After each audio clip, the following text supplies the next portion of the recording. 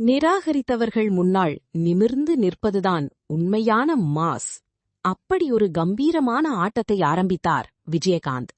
இயக்குனர் எஸ். சந்திரசேகர் இயக்கத்தில் வெளியான சட்டம் ஒரு இருட்டறை திரைப்படம் ஒட்டுமொத்த தமிழ்நாட்டையும் உலுக்கியது.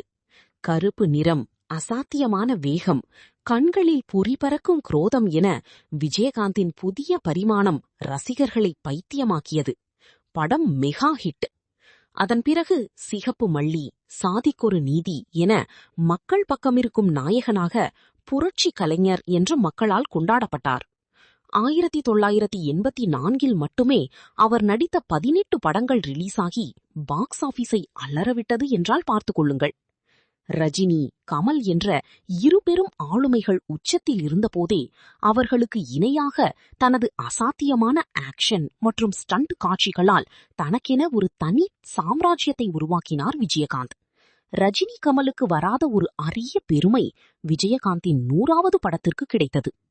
தமிழ் சினிமா வரலாற்றிலேயே எந்த ஒரு நடிகருக்கும் கிடைக்காத அந்த 100வது பட சாதனை என்ன? கேப்டன் என்ற பெயர் அவருக்கு எப்படி வந்தது? நாளை காலை பார்ட் 3 பார்ப்போம். மிஸ் பண்ணிடாதீங்க.